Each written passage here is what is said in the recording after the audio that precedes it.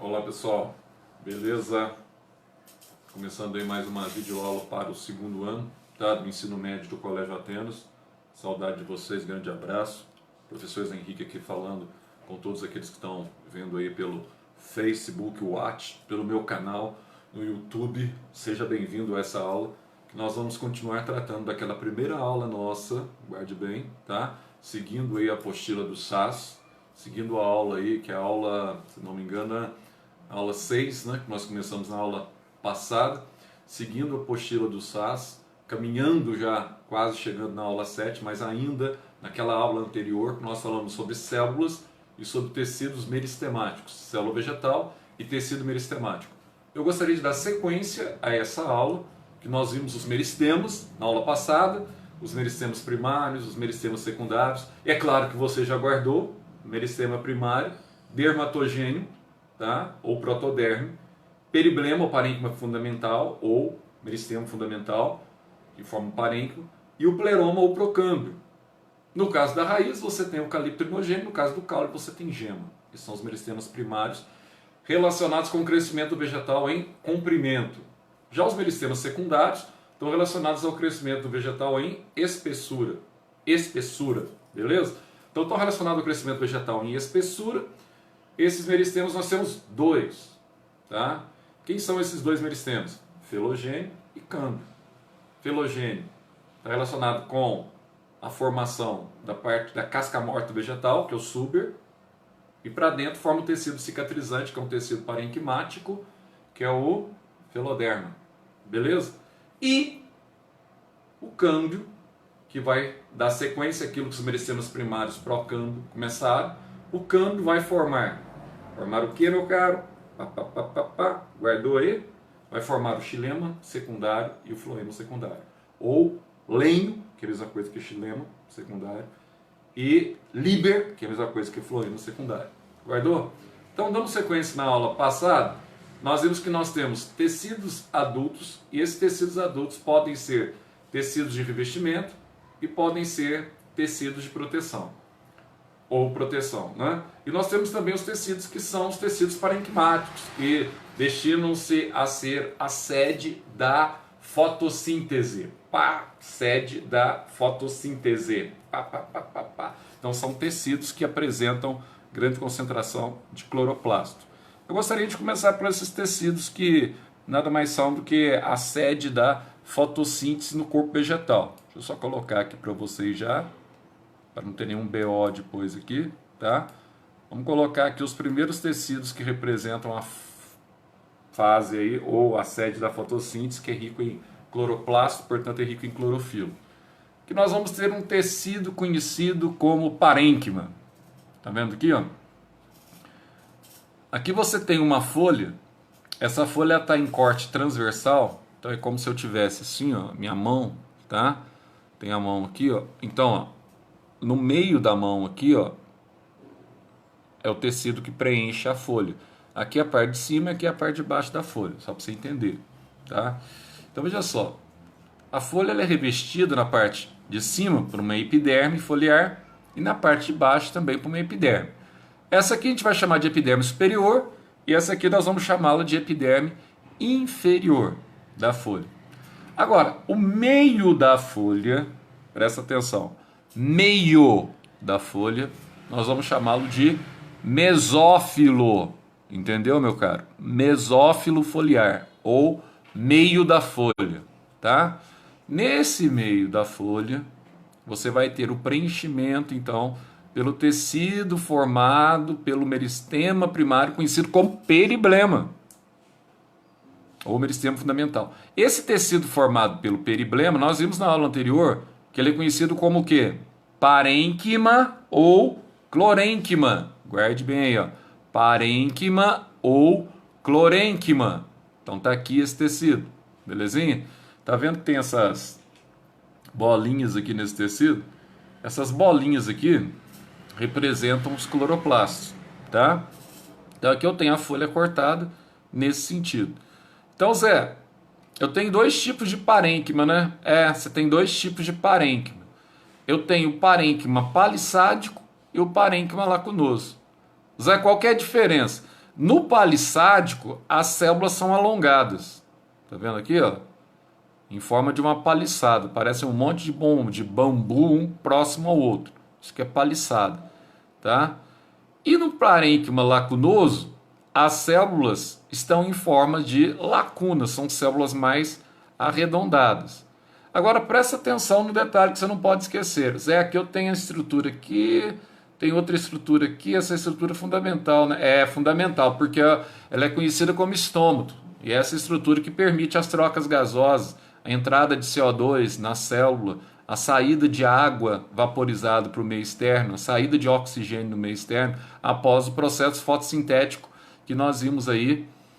Aliás, nós não vimos, mas eu já coloquei como aula adicional para vocês, é só procurar no grupo, tá? No meu canal, aliás, só procurar no meu canal e também no grupo de vocês, com aulas que vocês devem assistir, por causa da mudança do material, então, do objetivo para o SAS. Algumas aulas que eram dadas no primeiro pelo objetivo, é dado no segundo pelo SAS e vice-versa. Então, aulas que vocês ficarem em transição, como vocês estão no segundo ano, vocês não viram essas aulas. Então, presta atenção nessas aulas sobre fotossíntese, principalmente, e sobre respiração celular, que seriam aulas de reposição para vocês, queridos e amados. Então, olha só. Aqui eu tenho, então, o estômago.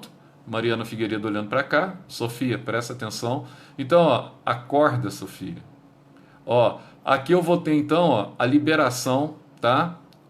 Ou as trocas gasosas efetivadas pelo estômago. Então, olha que interessante.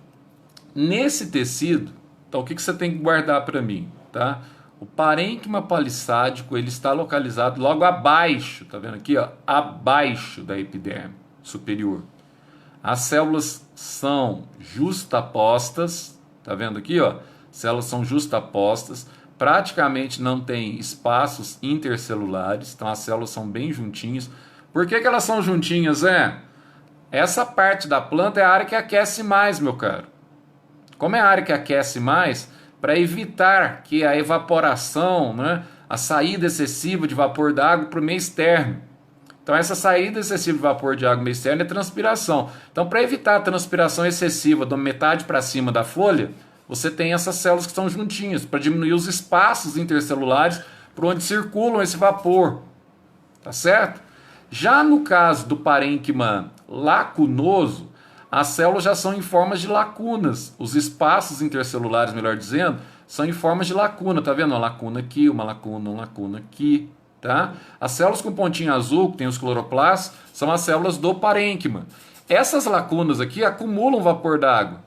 Só que do meio para baixo aquece menos. Então, a planta precisa transpirar. Porque a transpiração é um mal necessário. Mal porque a planta perde água, mas necessário porque precisa entrar aqui, ó, o CO2 para realizar a fase escura da fotossíntese.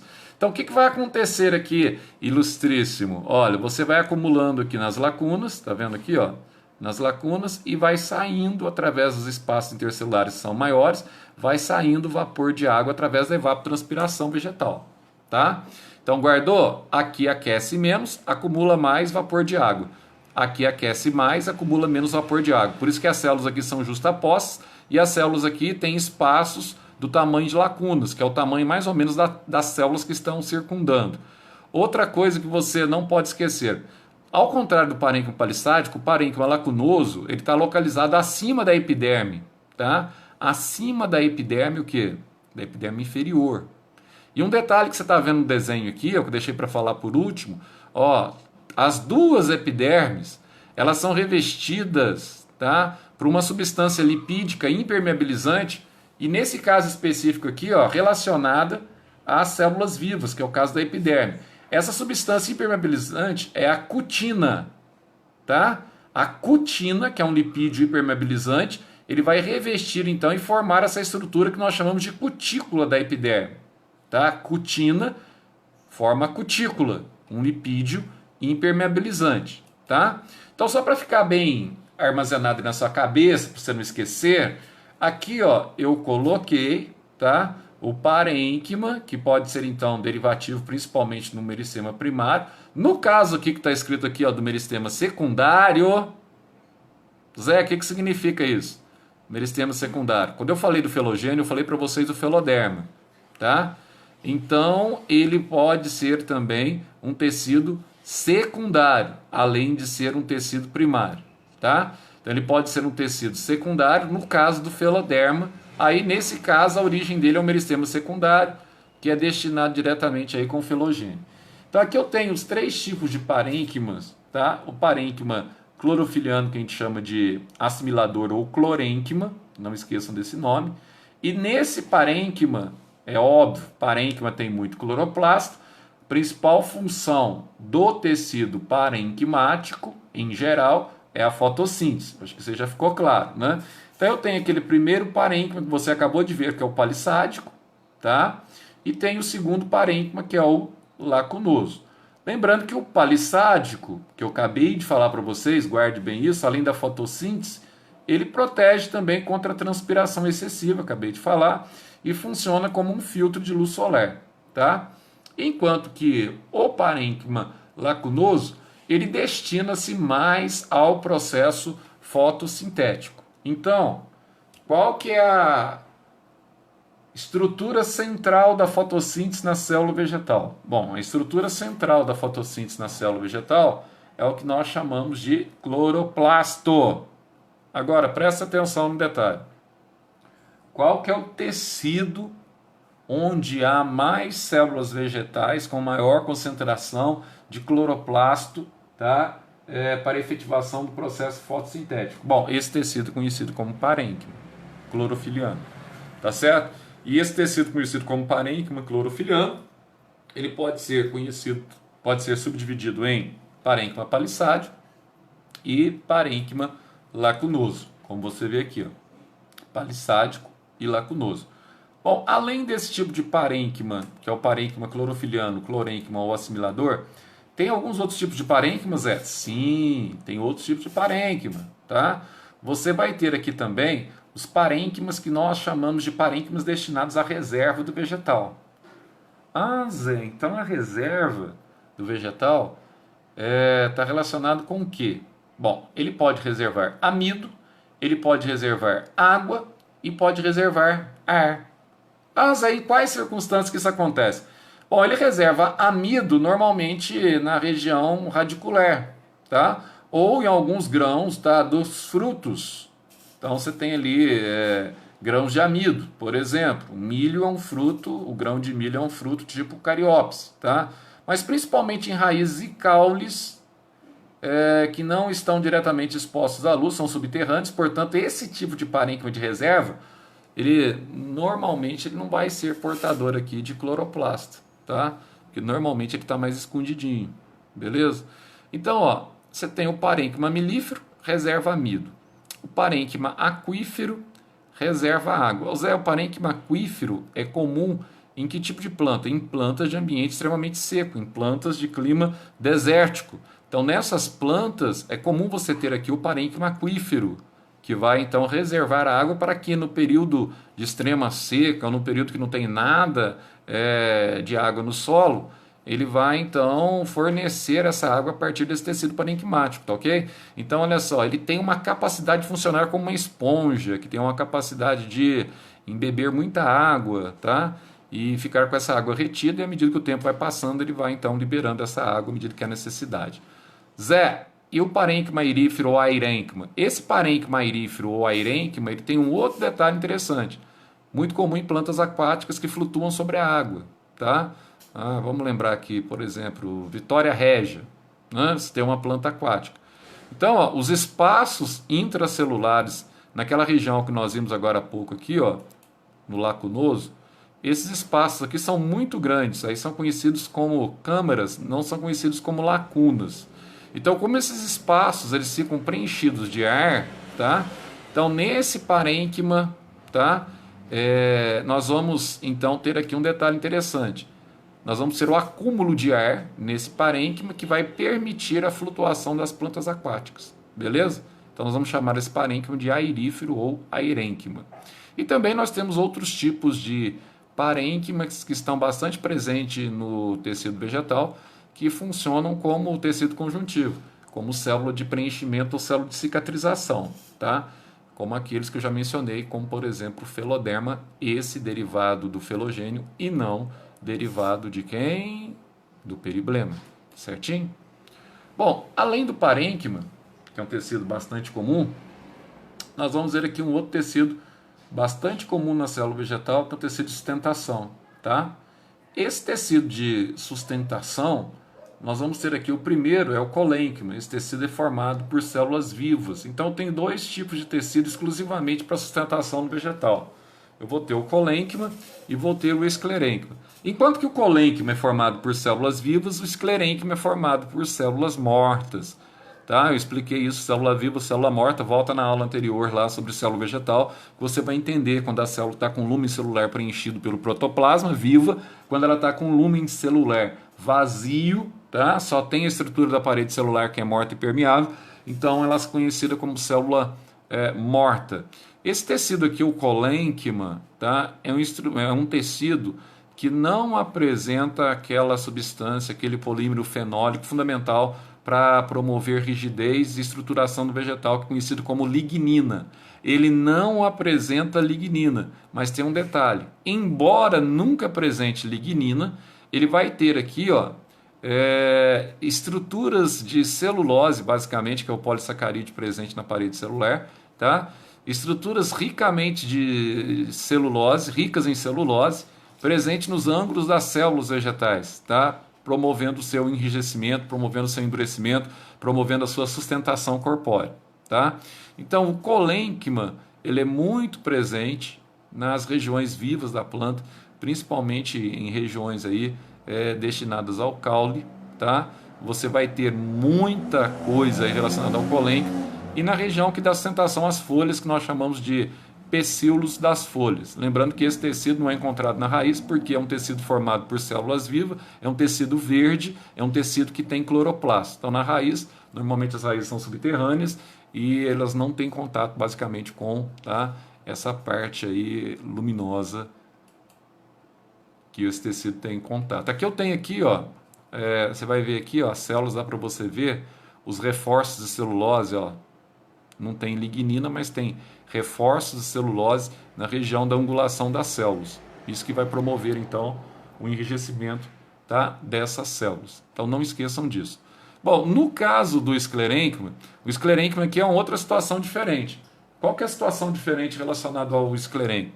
O esclerênquima é um tecido morto, tá? E, nesse caso, ele é ricamente lignificado, ou seja, ele tem muita lignina, apresenta muita lignificação, tá, que ocorre a partir das suas membranas, que vai permitir então o endurecimento do corpo vegetal e a proteção para esse corpo vegetal, tá? Então, quando a gente fala em colênquima, a gente fala em célula viva, guarda isso, tá? Com reforços de celulose nas angulações da célula. E quando a gente fala em esclerênquima, a gente fala em células mortas com muita lignina, que promove então o endurecimento, tá? Então, para citar aqui, ó, no caso aí do esclerênquima, você tem algumas tipologias de células mortas aqui interessantes, que são os esclereídos e que são as fibras também esclerenquimáticas, tá? Quem são esses esclereídos, basicamente? Esses esclereídos são células extremamente duras, tá? Parecida com células do osso humano, pra você ter uma noção aí, tá? E extremamente lignificadas. Ah, Zé, dá um exemplo para a gente aí de estrutura que tem bastante esclereído e estrutura que tem bastante fibras, tá, esclerenquimáticas. Eu vou dar uma estrutura para você. Ó, uma estrutura bastante simples de você lembrar. Quando você pega frutos tipo drúpalas, drupéolas, você vai ter aí aquela estrutura endurecida. Ah, Zé, eu peguei uma manga. A manga, ela tem aquela drupa, né, interna, tem aquele caroço interno. Aquele caroço enrijecido da manga é formado exatamente por esclereídos, tá? Por tecido esclerenquimático e por fibras esclerenquimáticas também, tá certo? Então, ó, você pega pêssego, né, azeitona, tá? Você vai ter também aquelas estruturas internas, tá?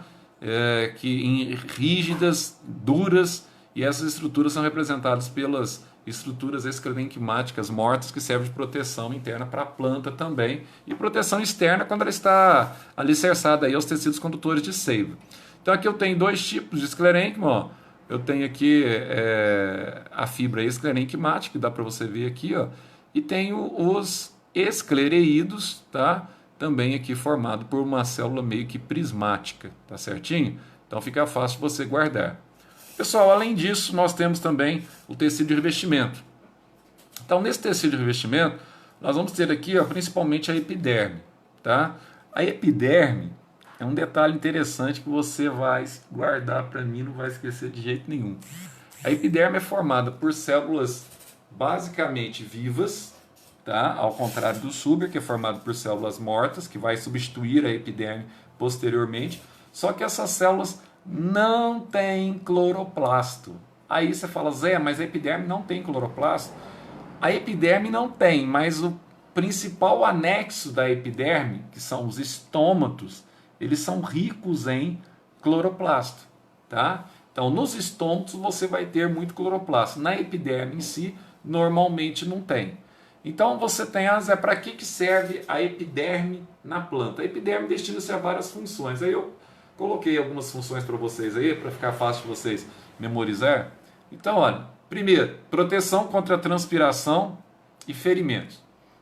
Então, a epiderme, como nós vimos, ela é revestida pela cutícula, e por ser revestida pela cutícula, ela evita a perda excessiva de água através da transpiração.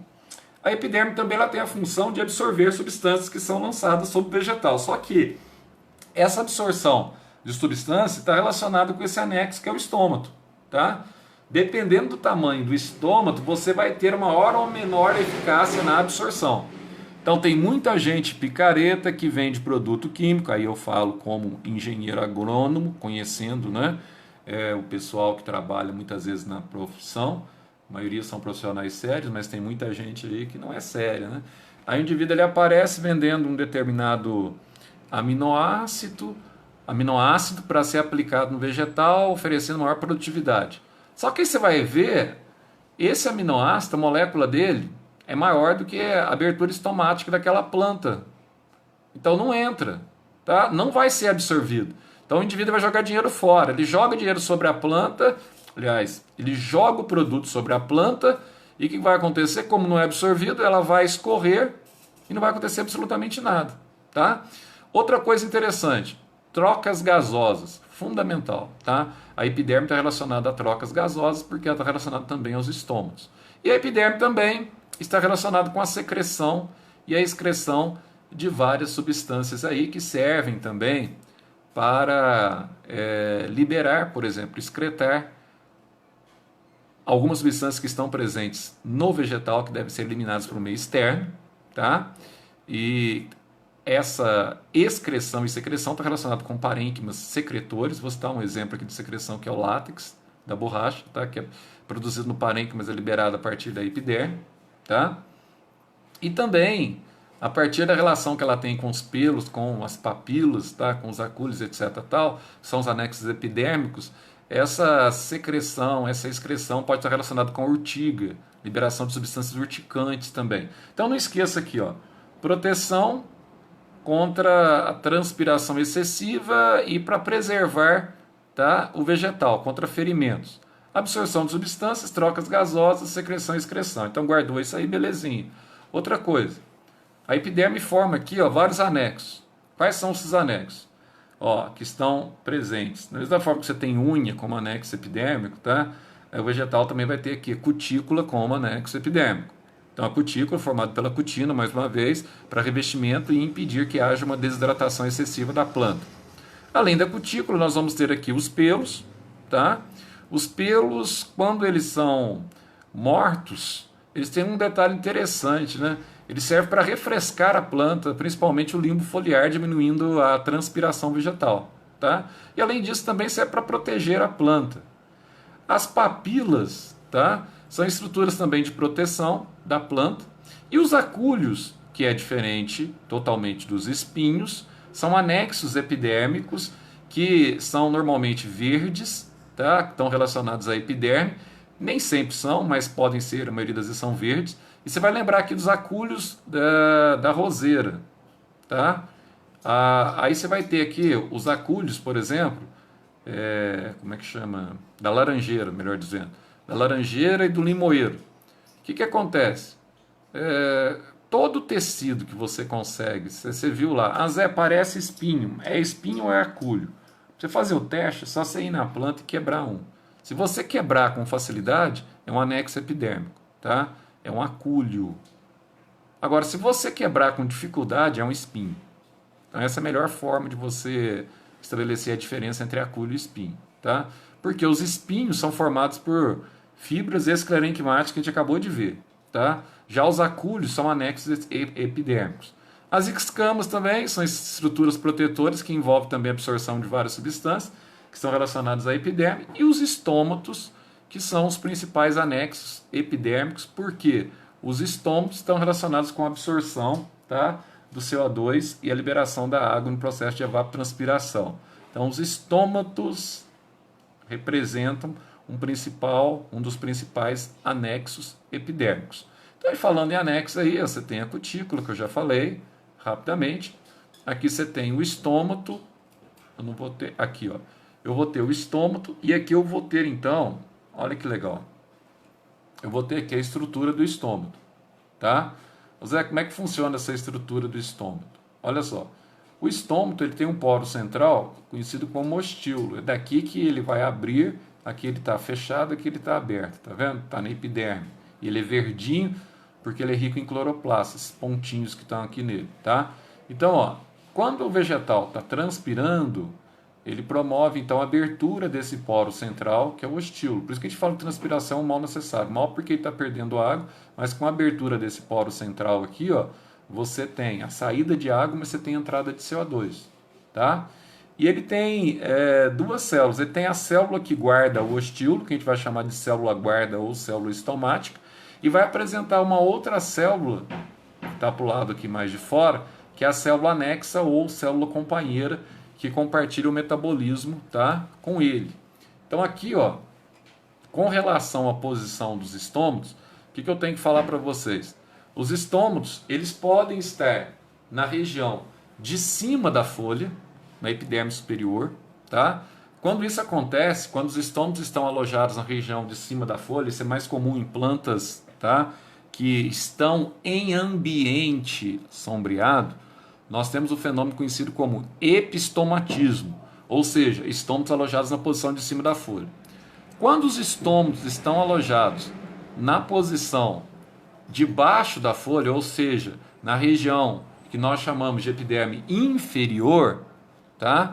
Como nós vimos aqui agora há pouco, ó, deixa eu achar o desenho aqui para vocês. Quando estão relacionados à região de baixo da folha, então, tá aqui, ó, isso aqui, ó, quando eles estão na região de baixo, só na região de baixo, hipoestomatismo. Quando estão só na região de cima, epistomatismo. Agora, nessa folha aqui, ó, nós temos estômatos tanto na região de cima quanto na região de baixo. Quando isso acontece, nós chamamos de anfiestomatismo, tá? Aí eu vou ter estômatos tanto na região de cima quanto na região de baixo. Aí nós vamos chamar esse fenômeno de anfiestomatismo, tá bom? Essas plantas normalmente são plantas que têm alta disponibilidade de água no meio. E com essa alta disponibilidade de água, ela pode absorver essa água do solo tranquilamente, sem maiores problemas, tá ok? Então aqui, ó, só para você ver como é que funciona aqui as trocas gasosas, né, no estômago, ó. Durante o dia, ele recebe CO2, libera água e libera oxigênio. Tá vendo aí, ó? Agora, durante a noite, o que acontece? Durante a noite, o vegetal basicamente ele só respira, ele não realiza fotossíntese. Então, durante a noite, olha o que está acontecendo. Durante a noite, ele recebe oxigênio, tá? O oxigênio entra para a efetivação da respiração vegetal, tá certo? O vegetal respira, ele libera o CO2 e vai liberar água para o meio, tá? Então, durante o dia, ele capta o CO2 do ar atmosférico através da água quebrada na fotólise de rio e vai liberar oxigênio, tá? E vai liberar água vaporizada. Então tá aí. E aqui também a gente vai ver essa questão aí da transpiração vegetal, tá? À noite ele acaba também perdendo água na forma vaporizada através da respiração. detalhes maiores sobre transpiração vegetal a gente vai abordar mais nas próximas aulas, tá certo? Então, só para a gente ter uma noção aqui sobre os tecidos de proteção, então aqui nós vamos ter então dois tecidos. Nós vamos ter tanto a epiderme quanto o suber, tá? Ah, Zé, quando você fala em epiderme e quando você fala em suber, qual que é a diferença? A epiderme é o primeiro tecido que reveste o corpo do vegetal para protegê-lo. Guardou? Então, na maior parte dos vegetais que apresentam um crescimento significativo em espessura, essa epiderme ela vai ser substituída na fase adulta por essa casca morta, por essa suberina, tá? Por essa casca morta, por esse tecido conhecido como suber ou cortiça.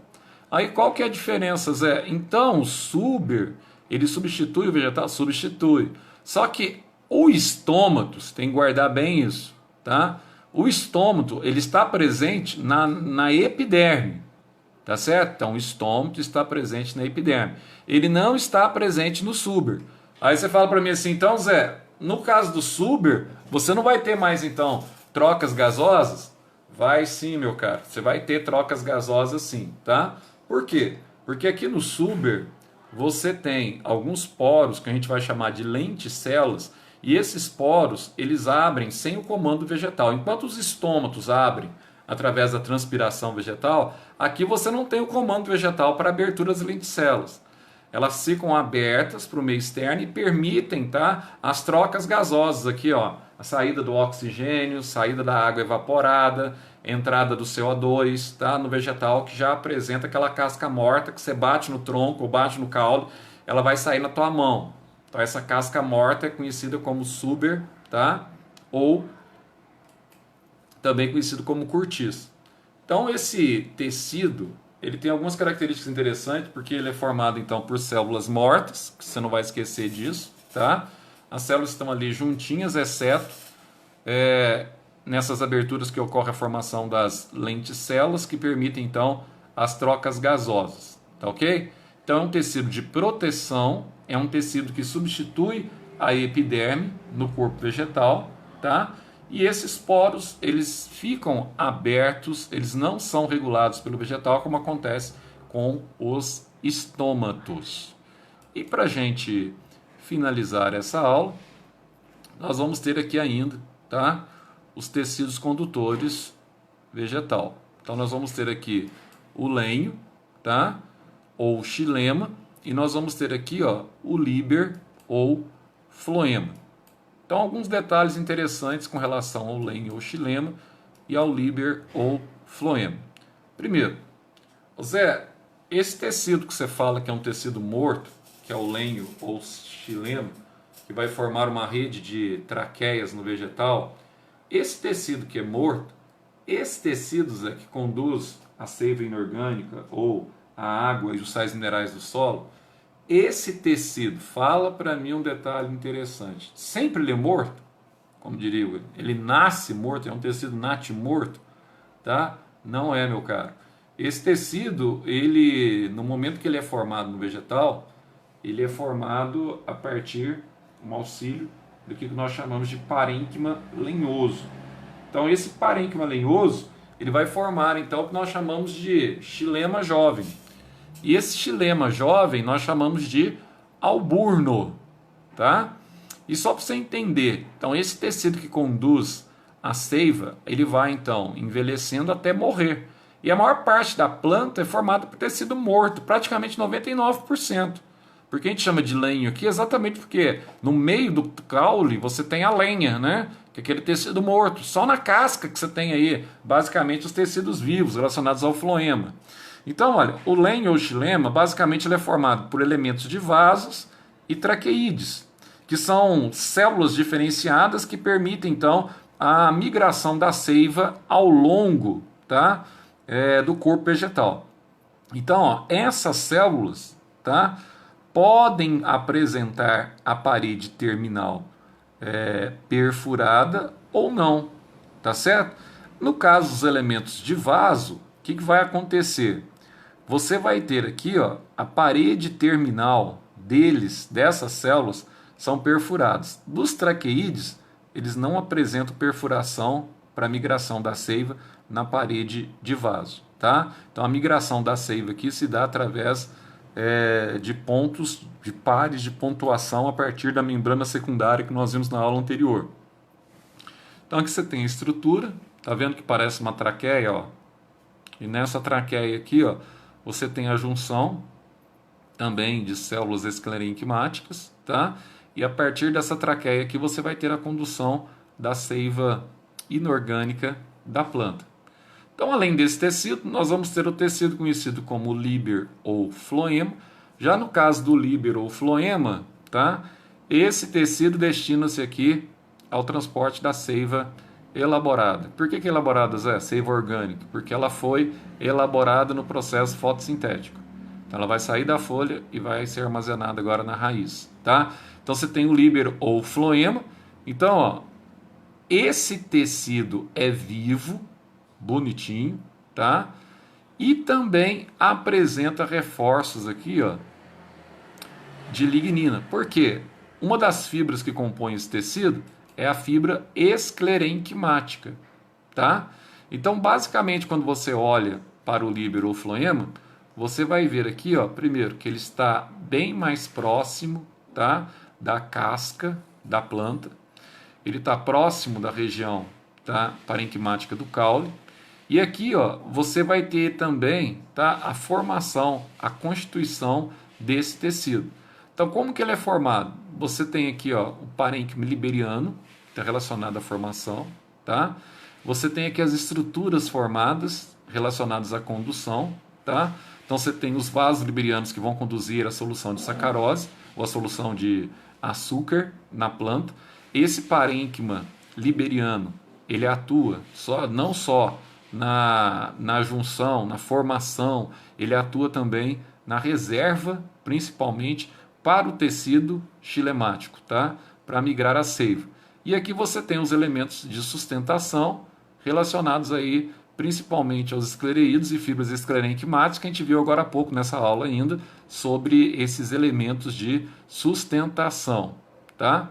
Então aqui você tem um detalhe interessante, tem certas plantas que em determinadas épocas do ano elas entram em estivação. Zé, o que é essa estivação?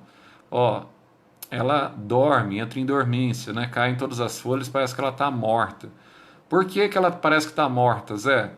Ah, ela parece que está morta porque acumula calose aqui, ó.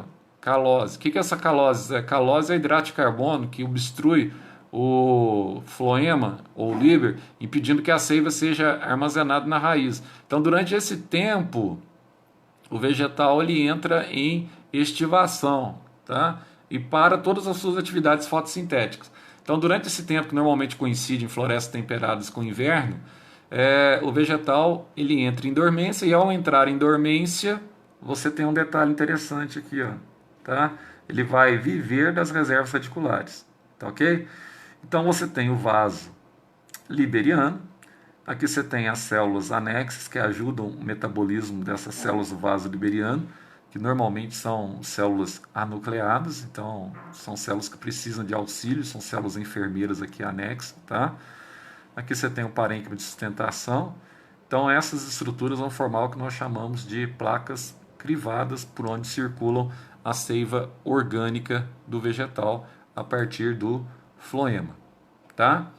E aqui então você tem um resumo daquilo que eu acabei de falar sobre as funções, tá? Sobre essa questão do depósito de calose, impedindo a migração da seiva, blá blá blá. E outra coisa, Zé, e quando volta o verão? Quando volta o verão, a planta sai da hibernação ou da estivação, tá? Então, nesse caso aqui, ó, como ela sai da hibernação, o que ela vai fazer? Ela vai então desobstruir os vasos, desobstruir o hidrato de carbono, aí ela começa a brotar naturalmente e começa novamente a desenvolver a sua parte vegetativa, certinho? Então aí você sai dessa parte e ela começa a desenvolver totalmente sua parte vegetativa. Pessoal, é isso, tá? Aí nós terminamos essa aula, que nós começamos a falar sobre célula vegetal, entramos nos tecidos meristemáticos, tá? E falamos um pouco também, de uma forma geral, dos tecidos adultos. Assim nós vamos caminhando para terminar a apostila do SAS. Ainda falta uma aula sobre caule e raiz, acho que é morfologia, se não me engano, tá? Que a gente vai ver na próxima semana. Belezinha? Abraços, saudades, abraço a todos até o fim da quarentena, que Deus sabe lá quanto que vai se dar, tá? Grande abraço, foi um prazer estar com vocês. Tchau.